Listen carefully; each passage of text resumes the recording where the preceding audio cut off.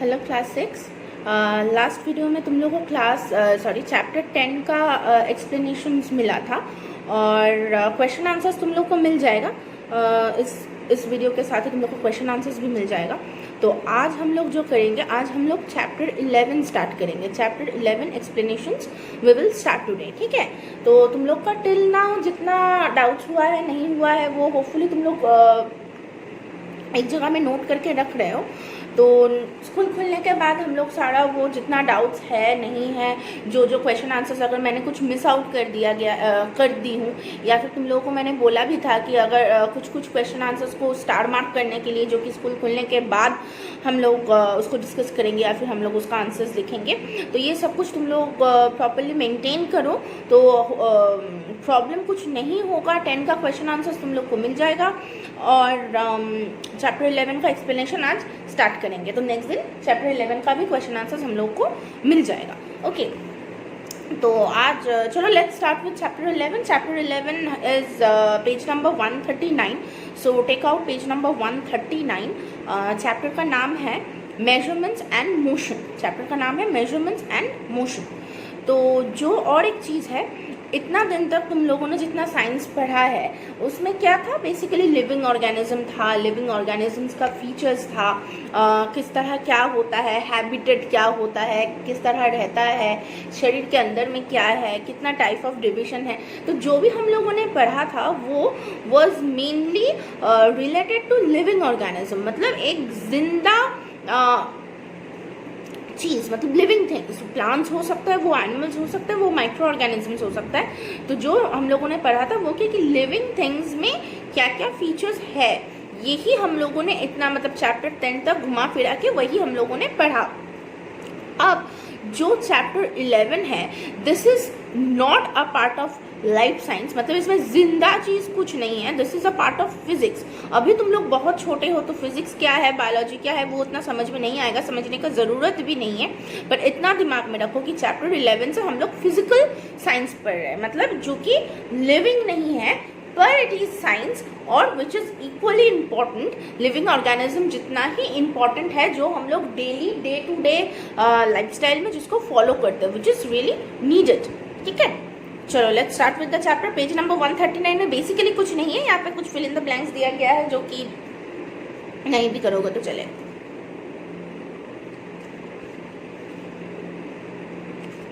तो fill in the blanks में यहाँ पे है कुछ नहीं है। देखो, एक है जो बाजार में हम लोग तोलते हैं, जो सामान का जो वजन है जिसको तोला जाता है, वो वाला है weighing balance.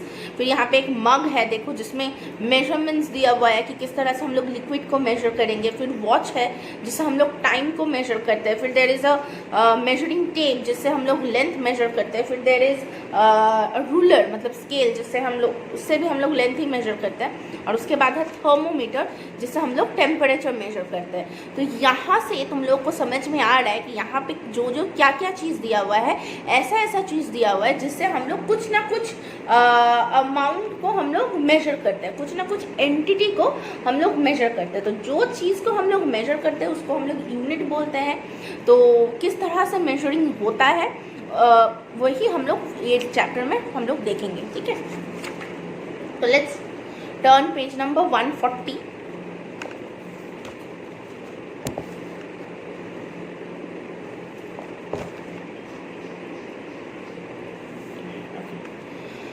So what is that? What is measurements? So measurements क्या है? It is the act of determining the size, amount, etc. of a physical quantity using specific devices. A quantity that can be measured is called physical quantity. The physical quantity measured is expressed in two parts, a numerical value and a unit. The numerical value is the magnitude of the measured quantity. A unit is a fixed quantity used as a standard of measurement. For example, meter is a standard unit of length, kilogram is a standard unit of mass, and second is the standard unit of time. तो यहाँ पे पहला हम लोग कुछ चीज़ें जानना है। पहला बात तो है फिजिकल क्वांटिटी। फिजिकल क्वांटिटी क्या है? कुछ भी चीज़ जिसको हम लोग मेजर कर सकते हैं उसको हम लोग बोलते हैं फिजिकल क्वांटिटी। जैसे कि लेंथ, फिर वजन, लंबाई जो लेंथ, उसके बाद है वजन मतलब वेट, फिर टेम्परेचर, किसी को बुखार है नहीं है, कोई चीज़ गर्म है ठंडा है, वो है टेम्परेचर। तो जो जो चीज़ें जिसको हम लोग मेजर कर सकते हैं उसको हम लोग फिजिकल क्वांटिटी बोलते हैं। फिजिकल क्वांटिटी को हम लोग मेजर कर सकते हैं। अब मेजरमेंट्स का 2 पार्ट होता है, there are 2 parts of measurements. तो वो 2 क्या क्या पार्ट है? एक तो है कि एक है द न्यूमेरिकल वैल्यू, मतलब वो चीज़ कितना भारी है, 2, 3, 4। तो अगर हम लोग एक एग्जाम्पल पकड़ लो, अगर मैं बोलूं कि ये वाला बुक, ठीक है, इसका वजन क्या है, अब हम लोग इसको वजन किया और इट इज लाइक कि मैम 500 ग्राम्स, तो क्या वजन आया? 500 ग्राम। तो उसमें 2 पार्ट है, एक है 500, एक है ग्राम। तो जो 500 है that is the numerical part, और जो ग्राम है दैट इज द यूनिट। तो यूनिट मतलब 1 ग्राम, ग्राम को यूनिट बोला जा रहा है। तो 500 ग्राम मतलब अगर 1 ग्राम एक यूनिट है उसका 500 गुना, ठीक है, 500 टाइम्स। तो उसके वजह से इसका क्या वजन हुआ? 500 ग्राम। तो ग्राम अगर 1 ग्राम अगर 1 यूनिट हुआ तो उसका 500 गुना है ये बुक, जो कि है 500 ग्राम। तो अगर कोई भी डिस्टेंस मेजर कर रहे हो, मैम 2 किलोमीटर है मेरा, अगर मैं पूछूं तुम्हारा घर हम लोग का स्कूल से कितना दूर में है, तो बोलोगे मैम अराउंड 2 किलोमीटर्स। तो किलोमीटर इज अ यूनिट, कि चलो 1 किलोमीटर इज अ यूनिट, उसका तो 1 किलोमीटर का 2 गुना मतलब 2 किलोमीटर, या फिर 5 गुना तो 5 किलोमीटर। तो जो यूनिट है मतलब किलोग्राम, किलोमीटर, ग्राम, मीटर, केजीज, ये सारा यूनिट है जो कि फिक्स्ड है। यहाँ पे 1 kg का जो वैल्यू है, अगर तुम कहीं और पे भी चले जाओ वर्ल्ड का, वहाँ पे भी 1 किलोग्राम का वैल्यू सेम है। सो जो किलोग्राम, किलोमीटर मतलब जो यूनिट्स है उसका वैल्यू कभी चेंज नहीं होता है। जो चेंज होता है वो है न्यूमेरिकल वैल्यू, मतलब जो 500 गुना है या फिर 2 गुना है, 4 गुना है। तो जो चेंज होता है बेसिकली वो न्यूमेरिकल वैल्यूज चेंज होता है, जो यूनिट है वो कभी चेंज नहीं होता है। That the unit is fixed. वो जो जहाँ का जो मेजरमेंट्स हम लोग का जो इंटरनेशनल मेजरमेंट्स इंस्टीट्यूट्स हैं वहाँ पे ही ये मीटर या फिर जो भी किलोमीटर, किलोग्राम जितना जितना है सबका स्टैंडर्ड वैल्यू फिक्स कर दिया गया है। उसके हिसाब से ही हम लोग मेजर करते हैं, ठीक है। नेक्स्ट हम लोग देखेंगे नीड फॉर स्टैंडर्ड वैल्यू। तो ये नीड आया क्यों, कि हम लोग को एक स्टैंडर्ड वैल्यू के हिसाब से ही क्यों मेजर करना है, मतलब 1 kg ही क्यों करना है, 1 ग्राम ही क्यों करना है, ये kg, grams, metre, kilometre, degree Celsius, मतलब इतना मेजरमेंट्स क्यों, मतलब मेजरमेंट्स यूनिट को हम लोग क्यों पकड़ेंगे। अब सोचो एंशिएंट टाइम में क्या होता था ना, हाथ से मापा जाता था। कि अगर मैं बोलूं कि यही वाला बुक का फिर से एग्जांपल लेते हैं, ठीक है, and now I am asking कि इसका ये लेंथ कितना है। अब पहले क्या होता था, ऐसे बोला जाता था कि इसका लेंथ कितना होगा, ये एक 1 स्पैन, ठीक है, हैंड स्पैन, ये 1 हैंड स्पैन और ये गया 2 हैंड स्पैन। तो इसका कितना लेंथ हुआ, 1, 2 हैंड स्पैन। अब मैं तुमको बोलूं कि चलो इसका लेंथ है 2 हैंड स्पैन, मतलब बिद्दा जिसको बोलते हो ना, एक हाथ, तो 2 हैंड स्पैन। अब मेरा हाथ जो है, मेरा हाथ से छोटा हाथ भी होगा, मेरा हाथ से बड़ा हाथ भी होगा।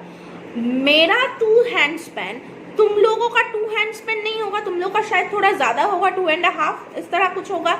और मेरे हाथ से भी अगर किसी का हाथ थोड़ा बड़ा हुआ तो उसका शायद 1.5 मतलब 1.5 या 1 हैंड स्पैन भी हो सकता है। तो मेरा हाथ का साइज और दुनिया में सबका हाथ का साइज तो सेम नहीं है, राइट। जैसे कि और एक था जो कि बोला जाता था क्यूबिट, यहाँ से मापा जाता था ना, साड़ी या कोई कपड़ा 1 हाथ, 2 हाथ, इस तरह से हम लोग मापते थे।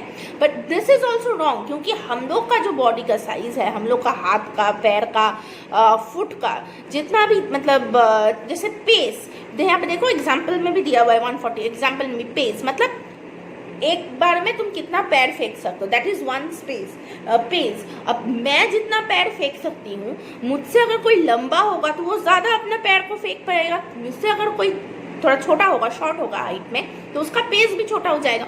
तो मेरे लिए 2 पेस का जो वैल्यू है तुम्हारे लिए और बाकी सबके लिए सेम नहीं है। सो अगर तो फिर तुम लोग वैल्यू कैसे समझोगे? अगर मैं बोलूं कि 2 हैंड स्पेन वाला बुक मुझे मेजर करके दो, मतलब 2 हैंड स्पेन का बुक तुम बनाओ, या फिर कुछ कपड़ा काटो जिसका मेजर होगा 1 क्यूबिट। अब मेरा हाथ का 1 क्यूबिट, मुझे इतना सा कपड़ा चाहिए और तुम्हारा हाथ इतना छोटा है, तो तुम इतना सा कपड़ा काट के लेके मुझे दोगे, है ना? तो फिर दैट वोंट वर्क। तो इसके वजह से एक यूनिट होना चाहिए, कुछ यूनिट्स होना चाहिए जो कि एकदम स्टैंडर्ड है, एकदम फिक्स्ड है। मेरे लिए 1 किलोमीटर का जो वैल्यू है, तुम लोगों के लिए भी 1 किलोमीटर का वैल्यू सेम ही है। मेरे लिए डिग्री सेल्सियस का जो वैल्यू है, किलोग्राम का जो वैल्यू है, तुम लोग के लिए भी सेम ही है। So that is not going to change. इसीलिए एक स्टैंडर्ड वैल्यू होना बहुत बहुत जरूरी है, ठीक है? Next is SI system of unit. तो एसआई सिस्टम ऑफ यूनिट क्या है?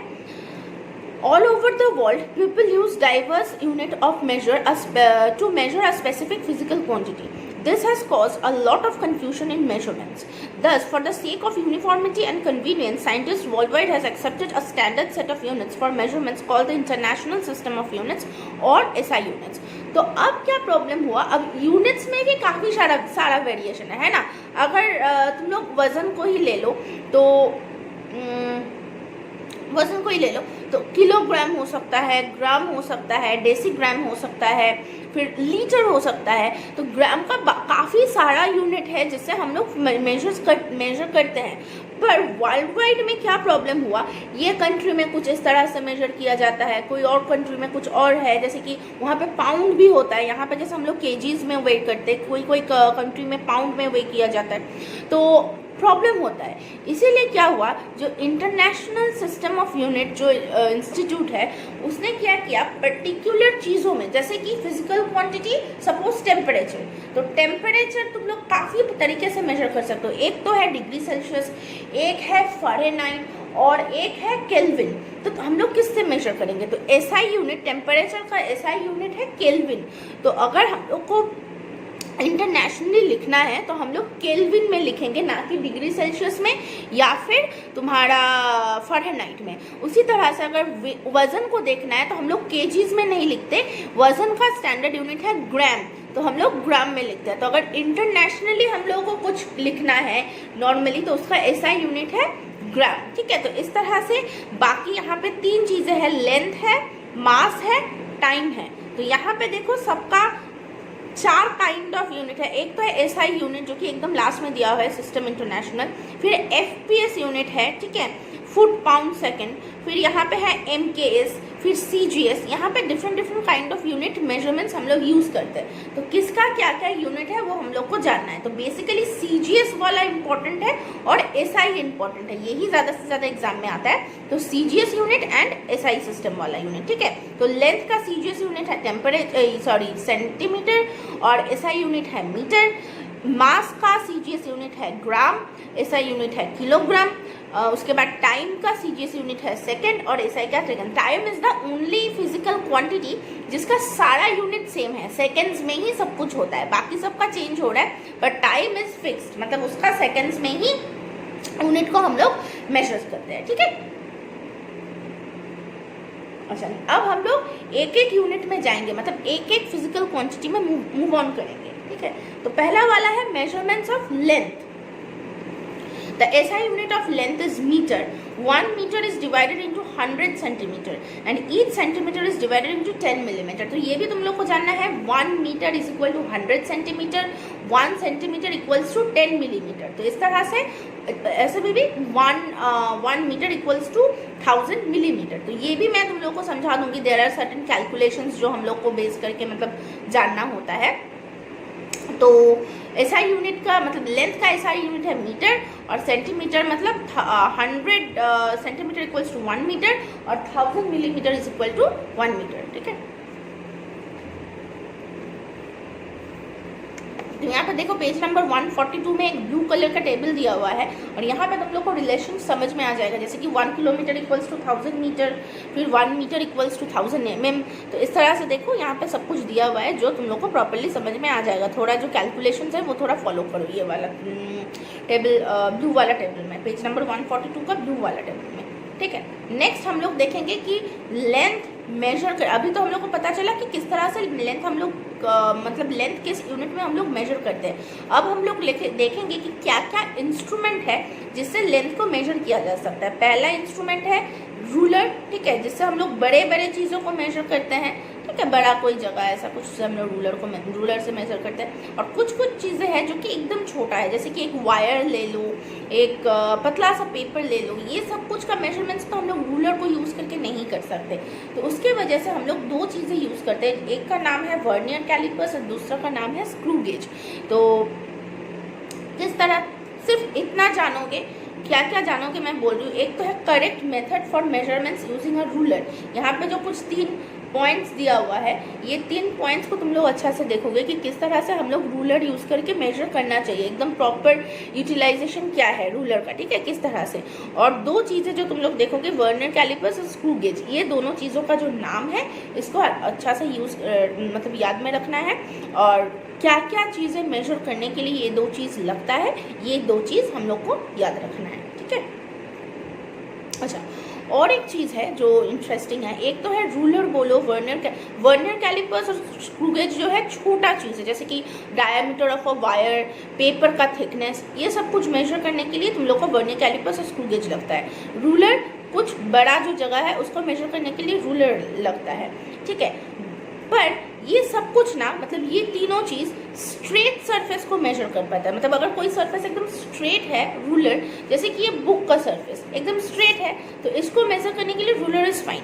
बट अगर कोई सरफेस टेढ़ा मेरा है तो उसको हम लोग किस तरह से मेजर करेंगे, मतलब कोई कर्व सर्फ, जैसे कि इस तरह बोलो, ये वाला जो मेरा हाथ का लेंथ है, इस तरह अगर मैं रखूँ, इसका मेजर करके बोला, रूलर तुमको कैसे बैठाओगे, ये स्ट्रेट जगह में रूलर बैठा सकते हो, पर ये वाला जगह को क्या करोगे, मेरा हाथ तो ऐसे बेंड किया हुआ है, तो क्या करोगे, एक थ्रेड लोगे, ठीक है, थ्रेड को जिस तरह का सरफेस है, कर्व्ड है, टेढ़ा मेढ़ा है, स्पाइरल है, कुछ भी है, वहाँ पे थ्रेड को बैठाओगे, स्टार्टिंग पॉइंट से स्टार्ट करोगे, थ्रेड को अच्छा से एकदम यहाँ तक बैठाओगे। थ्रेड को बैठा दिया, एंड पॉइंट मार्क कर लो, यहाँ से काट दो थ्रेड को, यहाँ से शुरू किया, यहाँ पे थ्रेड को काट दिया। अब वो थ्रेड को ले जाके रूलर से मेजर कर लो, तो तुम लोग को ये कर्व सरफेस का मेजरमेंट पता चल जाएगा। तो रूलर से डायरेक्टली नहीं कर सकते, we can use a thread, जिससे हम लोग कर्व सरफेस का मेजरमेंट्स को नोट करके फिर उसको रूलर में जाके उसको मेजर कर सकते हैं, ठीक है।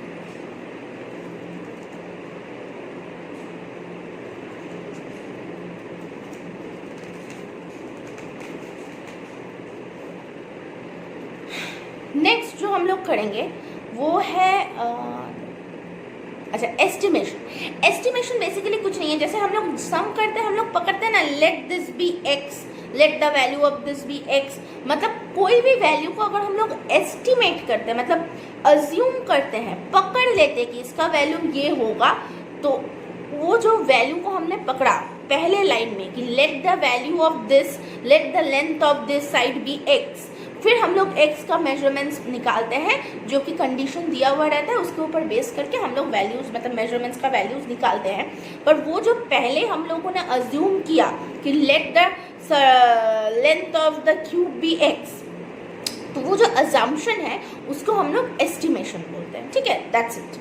Next, motion and rest. Motion और रेस्ट क्या होता है फिजिकल टर्म में ना, इसका थोड़ा मतलब साइंटिफिक टर्म में इसका explanation is a bit different. अब तुम लोग बोलेंगे मैं मोशन मतलब जो चीज़ हिल रहा है वो मोशन है, जो चीज़ नहीं हिल रहा है वो रेस्ट है, फाइन, गलत नहीं है इसमें, बट कुछ छोटा सा एक चीज़ ऐड होगा जो कि है जो चीज़ हिल रहा है with the respect of surrounding. अगर सोचो तुम लोग ट्रेन में कहीं पे जा रहे हो, ट्रेन या बस, तो ट्रेन ही पकड़ लेते हैं, अगर तुम लोग ट्रेन में कहीं पे जा रहे हो, बाहर तुम लोग अंदर में बैठे हुए हो, क्या हो रहा है, बाहर का जो चीज़ें हैं, सराउंडिंग है, वो आप से हटते जा रहा है ना। अगर ट्रेन जब चल रहा है तो बाहर का जो सराउंडिंग है, those thing keep on moving, पीछे की तरफ चले जा रहा है। तो वहाँ से तुम लोग को समझ में आ रहा है कि ये जो ट्रेन है, you people are in motion with respect to the surrounding, मतलब खिड़की के बाहर से जो दिख रहा है उसके रेस्पेक्ट में तुम लोग मोशन में हो, ट्रेन के अंदर में जो है वो मोशन में है। पर अगर खिड़की को छोड़ दो, खिड़की को बंद कर दिया, तुम ट्रेन में बैठे हुए हो, तुम्हारे बगल में तुम्हारी माँ पापा जो भी है, भाई बहन, वो भी बैठा हुआ है। अगर तुम अपने भाई बहन को देख रहे हो या मम्मी पापा को देख रहे हो या फेलो पैसेंजर जो भी है ट्रेन में उसको देख रहे हो, तो देखना कि तुम भी रेस्ट में हो और वो जो फेलो पैसेंजर है वो भी रेस्ट में ही है, तुम्हारे हिसाब से कहीं चले नहीं जा रहा है, वहीं पे बैठा हुआ है, तुम भी वहीं पे बैठे हुए हो। तो यहाँ से क्या पता चल रहा है कि फेलो पैसेंजर के रेस्पेक्ट में यू आर इन रेस्ट, मतलब तुम्हारे बगल में जो है उसके रेस्पेक्ट में तुम रेस्ट में हो। खिड़की के बाहर में अगर सराउंडिंग्स को देखो, पेड़ पौधा, घर बाड़ी, रास्ता, रिवर को जो भी है, उसके रेस्पेक्ट में अगर देखो तो you are moving, the train is moving. पर अगर ट्रेन के अंदर में जो पैसेंजर्स है उसके रेस्पेक्ट में देखो तो you people are in rest. यही हालत है हम लोग का अर्थ का। अगर अर्थ को कोई बाहर से देखे, मतलब अर्थ के बाहर से देखे, तो it will be like the earth is moving around itself and moving around the sun. तो अर्थ के बाहर से अगर कोई अर्थ को देखा जाए तो the earth is in motion. पर क्योंकि हम लोग पृथ्वी में ही हैं, पृथ्वी में अगर हम लोग एक दूसरे को देखें तो we are not in motion, we are in rest. क्योंकि हम लोग नहीं देख रहे कि कुछ चला जा रहा है, मतलब पृथ्वी के मूवमेंट की वजह से कुछ मूव हो रहा है, नहीं। हम लोग का घर भी घर के जगह में ही है, मूव करके कहीं और नहीं चला गया है, तो everything is in on place. तो वहां से पता चल रहा है कि हम लोग रेस्ट में हैं। पर अगर कोई बाहर से देखे, कोई स्पेसशिप से देखा जाए या फिर कोई सैटेलाइट इमेज है, तो वहां से हम लोग देख पाते हैं कि अर्थ जो है that is in continuous motion. ठीक है,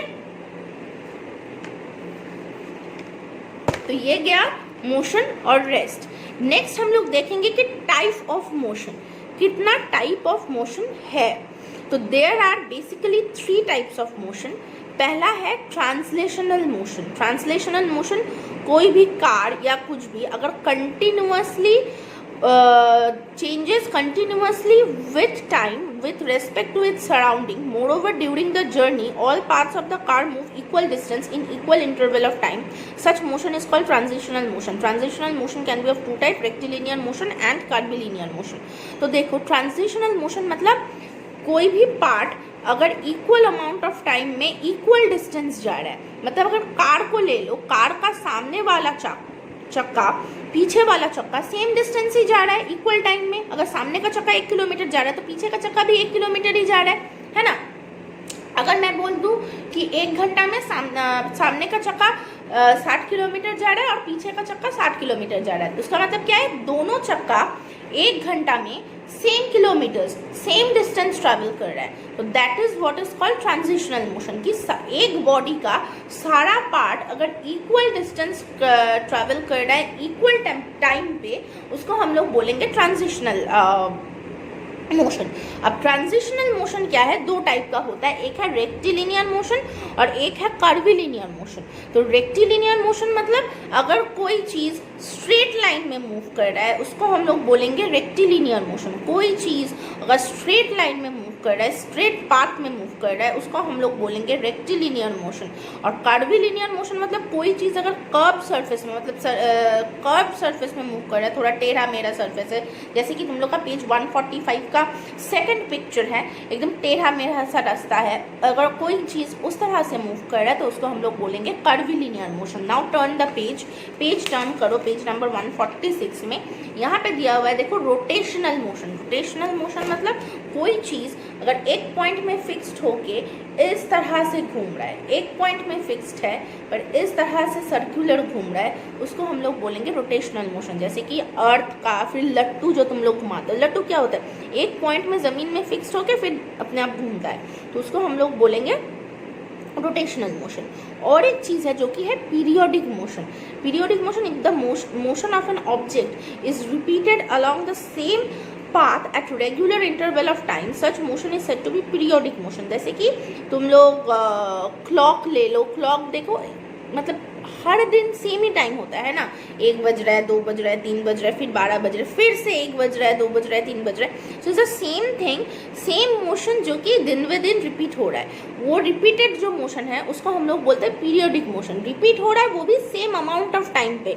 आज 1 घंटा होने में जितना टाइम लग रहा है, कल भी 1 घंटा होने में सेम अमाउंट ऑफ टाइम ही लगेगा, कुछ ज़्यादा या कम नहीं लगेगा। तो उस टाइप का मोशन को हम लोग बोलते हैं पीरियोडिक मोशन। जैसे कि पृथ्वी सूरज के बगल में घूम रहा है, 1 साल में पूरा घूमता है, फिर 1 साल में और घूमता है, तो that is periodic motion. Moon जैसे अर्थ के बगल में घूम रहा है, that is also periodic motion. ठीक है, नेक्स्ट उसके बाद है ऑसिलेटरी मोशन। ये पीरियोडिक मोशन का ही एक पार्ट है। ऑसिलेटरी मोशन जो पेंडुलम में होता है, एक बार इस तरह से जाता है, फिर इस तरह से आता है, एक बार फिर इस तरह से जाता है। बेसिकली मिडिल में पहले रहता है पेंडुलम, फिर एक बार इस तरह जाता है मिडिल में आके, फिर इधर जाके, फिर मिडिल में आता है, फिर इधर। इस तरह का जो मोशन है इसको हम लोग बोलते हैं ऑसिलेटरी मोशन। ठीक है, ऑसिलेटरी मोशन का एग्जाम्पल है पेंडुलम ऑफ अ क्लॉक।